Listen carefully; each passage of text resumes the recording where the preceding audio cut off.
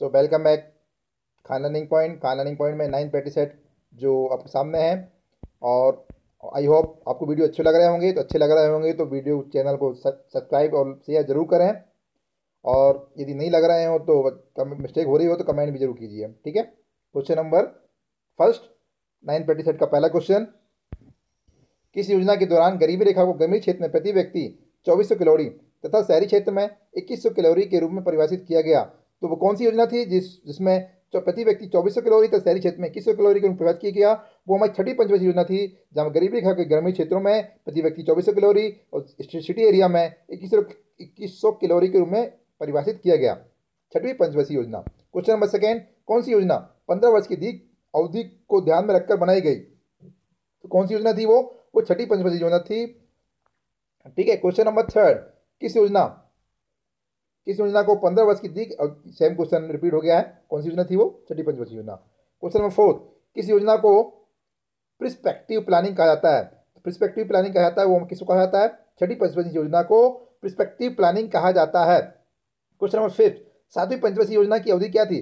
सातवीं पंचवर्षीय योजना थी अवधि थी 86 से 91 और छठवीं क्या थी? 80 से 85, जो मैंने पिछली वीडियो में बताया था।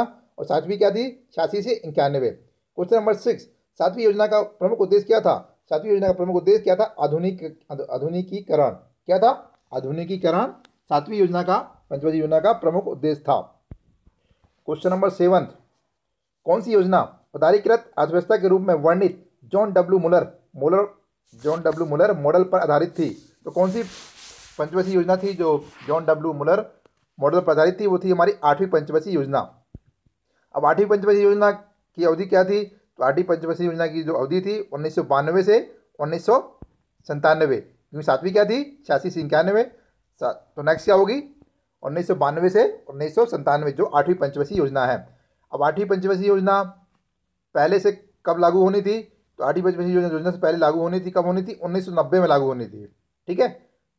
क्वेश्चन नंबर 10, देश में योजना विहीन वर्ष कौन से रहे? तो देश में 90, 91 एवं 91, 92, ये कौन से वो वर्ष रहे? योजना विहीन वर्ष रहे। हो सकता है मेरी आवाज़ आपको समझ में ना आ रही हो सकता है मैं तेज चल रहा हूँ, तो आप वीडियो को पॉज करके मेरे दिए हुए लाइन, मेरे दिए क्वेश्चन को आप पढ़ सकते हैं, क्योंकि बड़ी मेहनत से मैंने लाइन क्वेश्चन को कलेक्ट किया है। तो मेरी आवाज़ पर ध्यान न देते हुए, मेरी स्पीड को ध्यान न देते हुए आप क्वेश्चन को याद कीजिए। मेरा टारगेट है आप लोगों को क्वेश्चन को याद करवाना। कैसी भी तरह से आप उस क्वेश्चन को याद कर लीजिए, बस यही मेरा टारगेट है।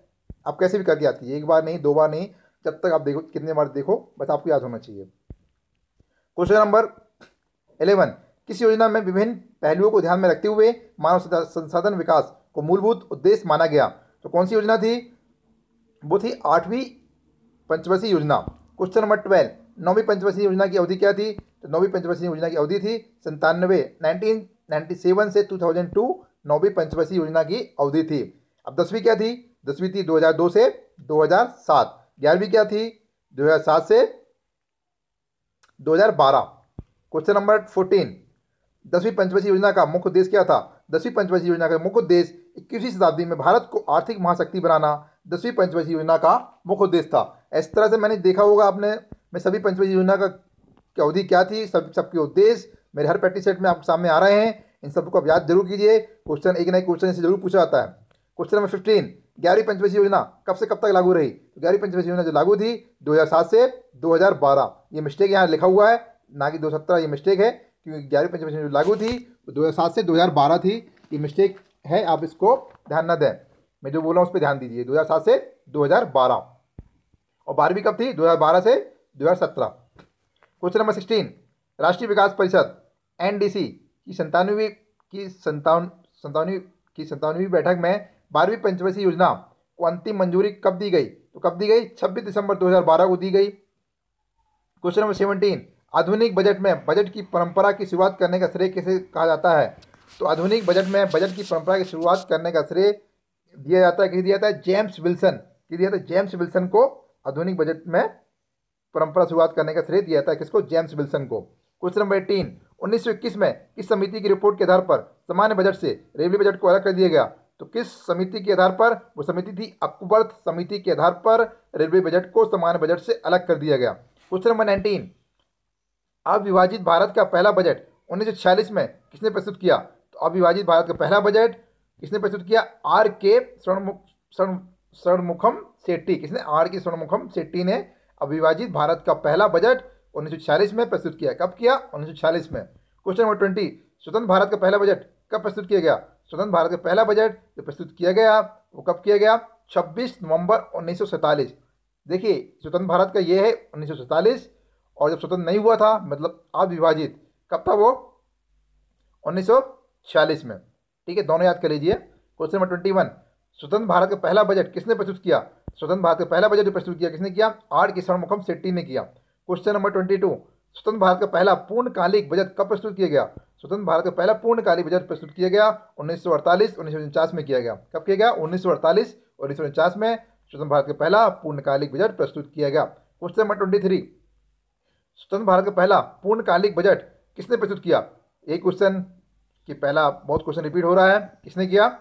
आर के षणमुखम शेट्टी ने किया। क्वेश्चन नंबर 24, भारतीय गणराज्य का पहला पूर्णकालिक बजट किसने प्रस्तुत किया? कब किया गया? तो भारतीय गणराज्य का पहला पूर्णकालिक बजट कब किया गया? 1950 और 1951 में किया गया। ठीक है, अब देखिए यहाँ भारतीय गणराज्य पूछा गया था तो क्या था? कब किया गया? 1950 1951। और ये स्वतंत्र भारत का कब किया? 1948 1949 में।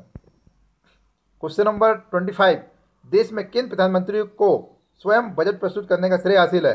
तो कौन से प्रधानमंत्री थे जिनको बजट प्रस्तुत करने का श्रेय हासिल है? वो थे जवाहरलाल नेहरू, इंदिरा गांधी और राजीव गांधी। ठीक है, ये प्रधानमंत्री थे जिनको स्वयं बजट प्रस्तुत करने का श्रेय हासिल था। क्वेश्चन नंबर 26, देश में शून्यधारी बजट प्रस्तुत करने की परंपरा किसने डाली? देश में शून्यधारी बजट प्रस्तुत करने की परंपरा वो डाली राजीव गांधी ने डाली। ठीक है, क्वेश्चन नंबर 27, देश में आज तक वित्त मंत्रालय का कार्यभार संभालने वाली एकमात्र महिला कौन है? तो कौन सी एकमात्र महिला है जो देश में वित्त मंत्रालय का कार्यभार संभालने वाली एकमात्र महिला थी? वो थी हमारी Indira Gandhi. Question number 28, British पूर्व भारत में किस शासक ने घाटे के बजट को अपनाया था? तो किस शासक ने अपनाया था? वो थे मोहम्मद बिन तुगलक ने ब्रिटिश पूर्व में भारत में घाटे के बजट को अपनाया था। क्वेश्चन नंबर 29, कार्य या परिणाम या लक्ष्यों की प्राप्ति के आधार पर सृजित बजट क्या कहलाता है? तो बजट कहलाता है निष्पादन बजट। क्या कहलाता है? निष्पादन बजट कहलाता है। क्वेश्चन नंबर 30, पूंजीगत प्राप्तियों एवं पूंजीगत भुगतानों को किस बजट में सम्मिलित किया जाता है? तो किया जाता है पूंजी बजट में सम्मिलित किया जाता है। क्वेश्चन नंबर 31, किस बजट के अंतर्गत किसी भी विभाग अथवा संगठन द्वारा प्रस्तावित व्यय की प्रत्येक मद को बिल्कुल नई मद मान लिया जाता है? तो कौन सी वो बजट है? वो शून्यधारी बजट है, जिसको प्रस्तावित व्यय की प्रत्येक मद को बिल्कुल नई मद मान लिया जाता है। कौन सी बजट है वो? शून्य आधारित बजट। क्वेश्चन नंबर 32, बजट का वह रूप क्या कहलाता है जिसमें बजट को लिंग विशेष के आधार पर तैयार किया जाता है? यह बजट में लिंग विशेष के लिए अलग से बजटीय प्रावधान किया जाता है। तो कौन सा बजट है? सिंपल सी बात, लिंग की बात आई तो जेंडर वाली बात हो जाएगी। कौन सा बजट है वो? Gender budget. जेंडर लिंग बात देखिए, याद कर सकते हैं आप, जेंडर बजट ही लिंग के आधार पर बजटीय प्रावधान किया जाता है। कौन से बजट में? जेंडर बजट में। क्वेश्चन नंबर 33, जिस कर की अदायगी उसी व्यक्ति द्वारा की जाती है जिस पर वह कानूनी रूप से लगाया जाता है, उसे क्या कहते हैं? उसे कहते हैं प्रत्यक्ष कर। क्या कहते हैं? प्रत्यक्ष कर कहते हैं। अब आयकर, निगम कर, धन कर, संपदा कर, उपहार कर, व्यय कर, ब्याज कर, ये जो सभी कर हैं वो कौन से कर हैं? ये प्रत्यक्ष कर हैं। ऑप्शन में दिया जाता है कि दिए कर में कौन सा प्रत्यक्ष कर है, तो इन सभी को आप याद कर लीजिए कौन कौन से कर प्रत्यक्ष कर के अंदर आते हैं। आयकर आता है हमारा, निगम कर आता है, धन, संपदा, उपहार कर, व्यय, ये सब हमारे कौन से कर हैं? ये प्रत्यक्ष कर हैं। अब पूछ जाता है अप्रत्यक्ष कर कौन से हैं? ऑप्शन में दिया जाता है, अब बताना पड़ता है कि अप्रत्यक्ष कर कौन सा है, इसलिए आप इनको भी याद कर लीजिए कौन कौन से अप्रत्यक्ष कर कहलाते हैं। सीमा शुल्क, उत्पाद शुल्क, सेवा व केंद्रीय बिक्री, ये हमारे क्या कहलाते हैं? अप्रत्यक्ष कर। क्वेश्चन नंबर 36, किसी भी देश की घरेलू सीमा के अंतर्गत एक लेखा वर्ष में सभी उत्पादकों, निवासियों तथा गैर निवासियों द्वारा उत्पादित समस्त वस्तुओं एवं सेवाओं के बाजार मूल्य के योग को क्या कहते हैं? तो उसके योग को क्या कहते हैं? सकल घरेलू उत्पाद, जीडीपी, ग्रॉस डोमेस्टिक प्रोडक्शन कहते हैं। क्वेश्चन नंबर 37, महमूद उल हक के सहयोगी कौन थे? तो महमूद उल हक के सहयोगी थे ए.के. सेन, सिंगर हंस। कौन कौन थे? ए.के. सेन, सिंगर हंस। महमूद उल हक कौन थे? महमूद उल हक एक पाकिस्तानी अर्थशास्त्री थे। ठीक है। क्वेश्चन नंबर 38, मानव विकास सूचकांक की अवधारणा का प्रतिपादन कब किया गया? तो मानव विकास सूचकांक की अवधारणा का प्रतिपादन 1990 में किया गया। क्वेश्चन नंबर 39, मानव विकास सूचकांक में कौन कौन सूचकांक शामिल किए जाते हैं? तो मानव विकास सूचकांक में शामिल किए जाते हैं जीवन प्रतिशत सूचकांक, शिक्षा सूचकांक, सकल घरेलू उत्पाद सूचकांक मानव विकास सूचकांक में शामिल किए जाते हैं। क्वेश्चन नंबर 40, आर्थिक समृद्धि दर क्या है? सकल घरेलू उत्पाद में परिवर्तन की दर आर्थिक समृद्धि दर कहलाती है। अब आर्थिक विकास दर क्या है? तो निबल राष्ट्रीय उत्पादन में परिवर्तन की दर, निबल राष्ट्रीय उत्पादन में परिवर्तन की दर क्या कहलाती है? आर्थिक विकास दर। क्वेश्चन नंबर 42, भारतीय अर्थव्यवस्था के प्राथमिक क्षेत्र में क्या शामिल है? तो भारतीय अर्थव्यवस्था के प्राथमिक क्षेत्र में शामिल है वो कौन कौन से? कृषि तथा पशुपालन, वन उद्योग, लक्ष्य बनाना, मछली बनाना, खनन तथा उत्खनन। ये कौन कौन से क्षेत्र में शामिल है? ये सभी जो है प्राथमिक क्षेत्र के अंतर्गत आते हैं। याद कर लीजिए कौन कौन से प्राथमिक के अंतर्गत आते हैं। क्वेश्चन 43, अब भारतीय अर्थव्यवस्था के तटीय क्षेत्र में क्या शामिल है? हमने यहाँ देखा था प्राथमिक क्षेत्र में कौन कौन शामिल है? कृषि, पशुपालन, वन उद्योग, लट्ठे बनाना, मछली पालन, खनन उत्खनन। ये कौन से क्षेत्र में शामिल है? इसमें प्रथम प्राथमिक क्षेत्र में शामिल है। और तृतीय में कौन कौन शामिल है? परिवहन, संचार, व्यापार, होटल, जनपाल, बैंक, बीमा, स्वयं स्थावर संपदा, आवास, ग्राहक स्वामित्व, व्यवसायिक सेवाएं, सार्वजनिक सेवाएं, अन्य सेवाएं। वीडियो पॉज करके इन सभी को अभ्यास कर लीजिए कौन कौन सी सेवाएं प्राथमिक के अंतर्गत है और कौन कौन से तृतीय क्षेत्र के अंतर्गत है। क्वेश्चन इनमें से पूछे जाते हैं, मोस्ट ऑफ क्वेश्चन आते हैं इनमें से भी, ऑप्शन में दिया जाता है कौन से प्राथमिक कौन से तृतीय है। इन सभी को अभ्यास कर लीजिए, वीडियो पॉज कर लीजिए, याद करते चलिए। क्वेश्चन नंबर 44, 1950, 1951 और 1990, 1991 के बीच भारतीय अर्थव्यवस्था की वृद्धि क्या कहलाती है? 1950, 51, 90, 91 के बीच भारतीय अर्थव्यवस्था की वृद्धि दर क्या थी? 4.1% थी। क्या थी? 4.1% रही। क्वेश्चन 45, 91, 92 और 11-12, 2011-12 के बीच भारतीय अर्थव्यवस्था की वृद्धि दर क्या थी? क्या रही? तो क्या रही? 6.9%। तो ऊपर 1950 से 91, 51 और 90, 91, ठीक है, इसके बीच भारतीय अर्थव्यवस्था की वृद्धि दर क्या थी? 4.1। और 91, 92, 2011-12 के बीच क्या रही? 6.9%। क्वेश्चन 46, भारत में आर्थिक नियोजन की अवधारणा किस देश के मॉडल पर आधारित है?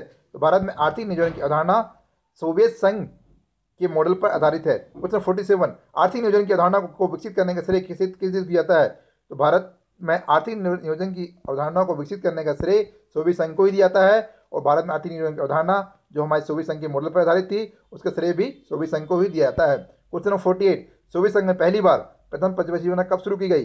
सोवियत संघ में पहली बार प्रथम पंचवर्षीय योजना लागू की गई 1928 ईस्वी में की गई। कब की गई? 1928 में की गई। और भारत में आर्थिक नियोजन प्रणाली शुरू करने का श्रेय किसे दिया जाता है? भारत में आर्थिक नियोजन प्रणाली शुरू करने का श्रेय सर विश्वेश्वरैया किसकी जाता है? सर विश्वेश्वरैया को दिया जाता है। क्वेश्चन नंबर लास्ट इस 37 का, भारत की नियोजित अर्थव्यवस्था प्लान इकोनॉमिक फॉर इंडिया नामक पुस्तक किसने लिखी? तो भारत के लिए नियोजित अर्थव्यवस्था नामक पुस्तक जो लिखी है वो भी लिखी किसने लिखी है? सर विश्वेश्वरैया ने लिखी है, जिन्होंने भारत में आर्थिक नियोजन प्रणाली शुरू करने का श्रेय दिया जाता है। इन्होंने भारत में आर्थिक नियोजन प्रणाली की शुरुआत की थी। किसने की थी? सर विश्वेश्वरैया। इस तरह से हमने 9 प्रतिशत कंप्लीट कर लिए हैं और बहुत जल्दी आपके सामने नेक्स्ट प्रतिशत आने वाला है। तो आप चैनल टच में जरूर रहें और वीडियो को अच्छा लगे शेयर जरूर कीजिए। मैं बाकी लोगों के लिए भी अच्छा होगा और मेरे लिए भी अच्छा होगा। और हो सकता है मेरे पढ़ाने में मेरे बोलने में मिस्टेक हो रही हो तो आप वीडियो को पॉज कर सकते हैं, दी हुई लाइन को पढ़ सकते हैं और कुछ बस इनको याद जरूर कर लीजिए जितनी बार आपको याद हो जाए, जब तक आपको याद हो जाए। Thanks for watching Khan learning point.